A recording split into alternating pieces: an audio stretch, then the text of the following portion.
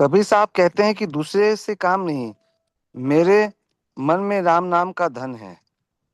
जो गुरु से मिलकर है उसका कपाट खुल जाता है, अर्थात बारंबार जन्म मरण के अंदर जिस आवरण या पर्दे में जीव रहता है वह आवरण रूप कपाट टूट जाता है। वह लौटकर योनि मार्ग से इस जगत में नहीं आता। बुद्धिमान पुरुष को चाहिए कि मन के द्वारा इंद्रियों को उनके विषयों से खींचकर उस मन को बुद्धि रूपी सारथी की सहायता से सर्वयुक्त मुझ में ही लगा दे। सब ओर से फैले हुए चित्त को खींचकर एक स्थान में स्थिर करें और फिर अन्य अंगों का चिंतन न करता हुआ केवल मेरे मुस्कान युक्त मुख का ही ध्यान करें। मुखारविंद में चित्त के स्थिर हो जाने पर उसे वहां से हटाकर आकाश में स्थिर करो। तदंतर उसको भी त्याग कर मेरे शुद्ध स्वरूप में आरूढ़ हो और कुछ भी चिंतन न करे। श्री सद्गुरु महाराज की जय। मंगल मूर्ति सतगुरु मिलवे सर्वाधार।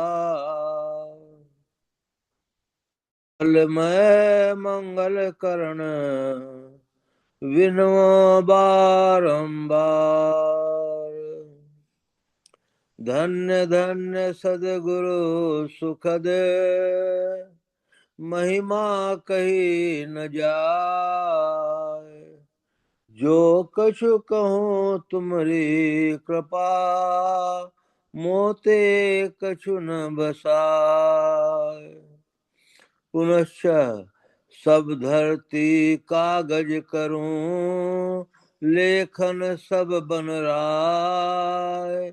सात समुद्र की मसी करूं गुरु गुण लिखा न जाए। बोले प्रेम से श्री सद्गुरु महाराज की जय।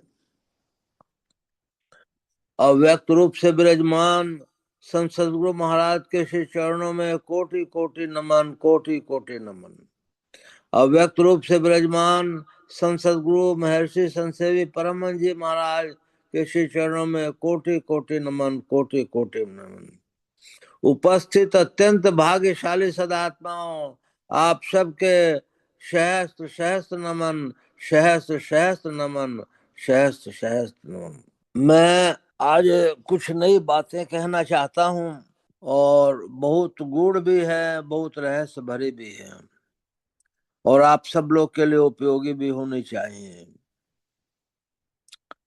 हम लोग इस संसार में आए तो क्या लेके आए, इस संसार में जाएंगे तो क्या लेके जाएंगे। बीच का समय हम लोगों को कृपा करके मन सर्वेश्वर ने मनुष्य की देह दे दी है। हम लोग जब आए हैं तो हम लोग कर्म लेकर करके आए हैं, निष्काम कर्म नहीं लेकर के आए हैं। जो संचित प्रारब्ध और क्रियामान में से प्रारब्ध और संचित कर्म लेकर करके आए हैं। मनुष्य जब आता है तो बहुत भोला होता है, साफ हृदय होता है। उस मनुष्य को जब बालक होता है तो समूचा संसार दे दीजिए, परंतु उसको केवल माँ की आवश्यकता होती है। मनुष्य फिर आता है और धीरे धीरे बड़ा होता जाता है और माँ पिता के कहने के अनुसार वो कर्म करता चला जाता है। हम लोगों को यही चीज ध्यान रखनी है कि हम लोगों को क्या क्या कर्म हम लोग भोग रहे हैं और क्या क्या आगे भोगना होगा। हम लोग जब आए हैं तो 3 गुणों के सहित आए हैं और जाएंगे भी तो 3 गुणों के सहित जाएंगे। आए हैं तो कर्म को भोगना लेकर आए हैं और जाएंगे तो भी कर्म को क्या भोगना है उसको लेकर जाएंगे। बीच की सीढ़ी में हम लोग कितने कर्म बनाएंगे, यही देखना है। हम लोगों को गुरु महाराज की दर्शन हो गए, गुरु महाराज से भेंट हो गई, गुरु महाराज की कृपा से हम लोगों को दीक्षा मिल गई, गुरु महाराज की कृपा से हम लोगों को ज्ञान हो गया कि हम लोग को जगत पीठ दे भागरी होना चाहिए। हम लोग को ये भी ज्ञान हो गया कि कहाँ पे कर्म नहीं बनते हैं, कहाँ पे कर्म बनते हैं, ये भी ज्ञान हो गया। हम लोग यदि ध्यान में बैठते हैं, पूर्ण ध्यान में यदि बैठते हैं, तो कर्म बनने का कोई कारण नहीं हो पाता है। जब ध्यानाभ्यास में बैठते हैं तो इधर उधर का चिंतन होता रहता है और कुछ न कुछ कर्म बनने का कारण भी होता रहता है।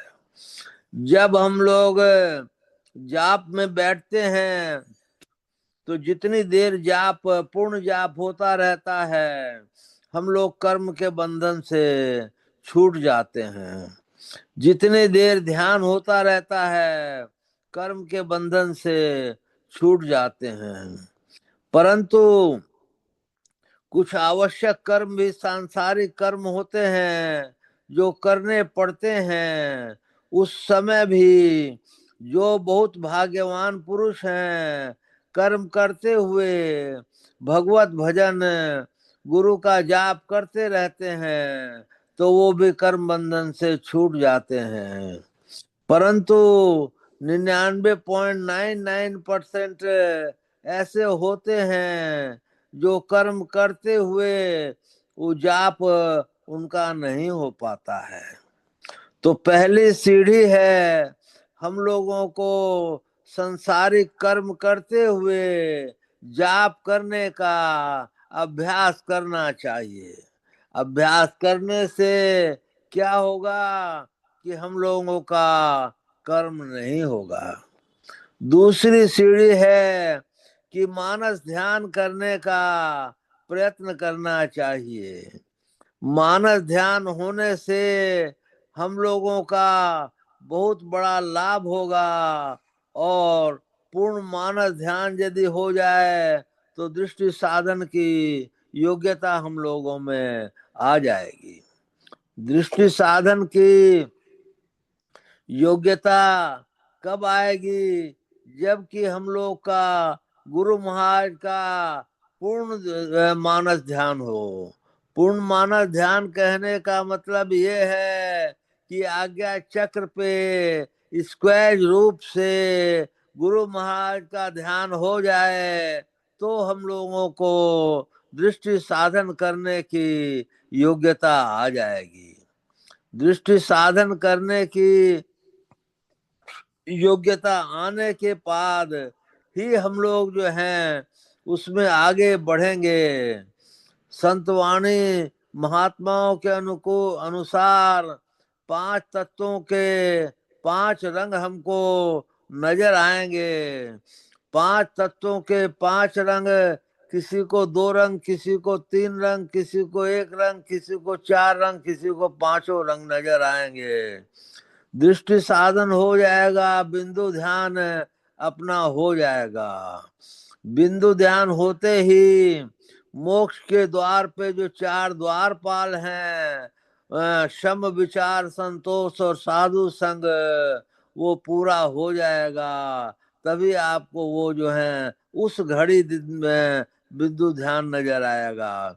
बिंदु ध्यान श्या बिंदु, सफेद बिंदु और स्वर्ण बिंदु वो नजर आएंगे। ये तीसरा बिंदु नजर आने से बिंदु ध्यान पूर्ण हो जाएगा। बिंदु ध्यान पे अगर कई देर तक टिके रहे तो आप प्रकाश मंडल में प्रतिष्ठित हो जाएंगे। प्रकाश मंडल में प्रतिष्ठित होने से आपको और आगे की धारा मिलेगी और आगे की धारा में आप जो है सूर्य मंडल में प्रतिष्ठित हो जाएंगे। सूर्य मंडल में प्रतिष्ठित होने से फिर आप बहुत समय तक प्रतिष्ठित रहने से उससे कर्म मंडल से खत्म, माने आप कर्म मंडल आपका नाश को प्राप्त हो जाएगा।